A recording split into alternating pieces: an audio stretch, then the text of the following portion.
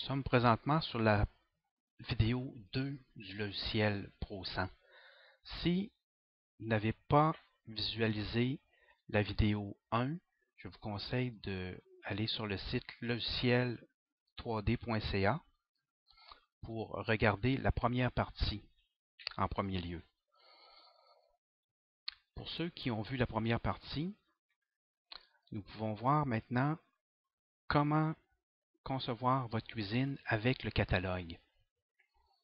Donc, nous allons en premier lieu installer ce module à l'endroit où ce qu'il va, c'est-à-dire dans le coin. Puis, je vais vous faire une première démonstration avec, peut-être vous montrer un peu comment ça fonctionne. Si on veut tout simplement agrandir un module coin, il suffit de cliquer sur le petit coin. Quand on voit un petit carré, on peut agrandir tout simplement comme ça. Ça nous permet, vous pouvez voir, si on va dans le chiffrier, vous pouvez voir, on est rendu à 135 pouces. OK? On peut également double-cliquer dessus pour aller dans les dimensions du module. Donc, si on enlève la partie qu'on a agrandie pour la démonstration, on peut donc rajouter 36, cliquer sur OK et le module va prendre la dimension qu'on lui donne. Nous allons aller dans les modules de bas. Il y a eu plusieurs catalogues de modules de bas, mais dans cet exemple, nous allons prendre ce module. Nous allons le déposer juste ici. OK? Bon, là, vu que c'est un module évier, on voudrait le centrer à la fenêtre. Il suffit de cliquer et de sélectionner les deux et de cliquer sur Centrer. Vous voyez? Par la suite, on peut continuer à insérer d'autres modules dans la pièce.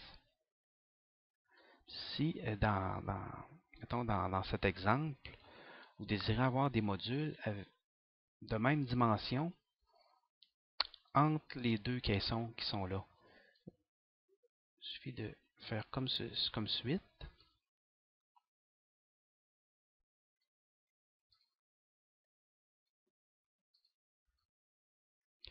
Et vous sélectionnez les trois caissons et vous cliquez sur cette même petite flèche et la proportion va être égale aux 3. Donc, vous venez de remplir votre espace facilement sans avoir besoin de calculer quoi que ce soit. Vous pouvez également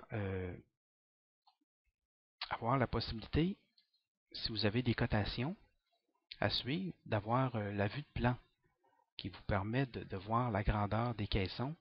Et vous pouvez également du même coup les modifier. Comme si je clique, je peux agrandir, puis vous pouvez voir les résultats au fur et à mesure que vous avancez.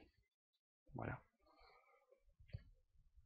Vous avez également la vue d'élévation. Ici, on peut cliquer sur cette petite icône pour revenir en arrière.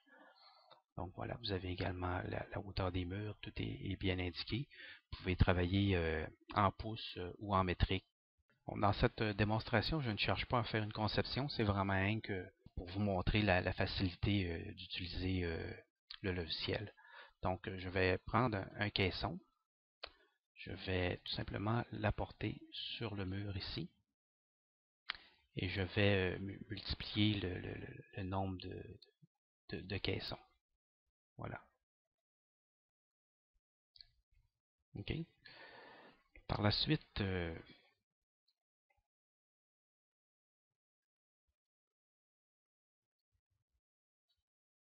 je vais apporter mes caissons près de la fenêtre.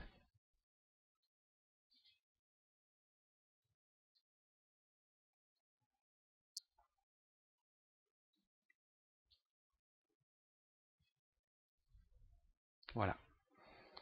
Ce qui est intéressant, c'est que je peux toutes les sélectionner et je peux cliquer sur juste ici. Ils vont prendre toute la même hauteur. Et comme on peut également remplir le mur, comme la démonstration du bas pour obtenir des caissons toutes de même grandeur. Des caissons qui ont déjà des comptoirs, mais ça, si on veut, on peut enlever, en fait, supprimer ces dessus, comme ça, pour avoir un comptoir sans joint, dans le fond. Vous pouvez tout simplement, au plus que ça l'a arrêté parce que ce caisson-là est pas de même dimension. Tout simplement à le baisser. Et par la suite, je le remonte tout simplement. Voilà. Merci, je vous dis à la prochaine vidéo pour vous montrer comment concevoir un caisson en quelques clics seulement.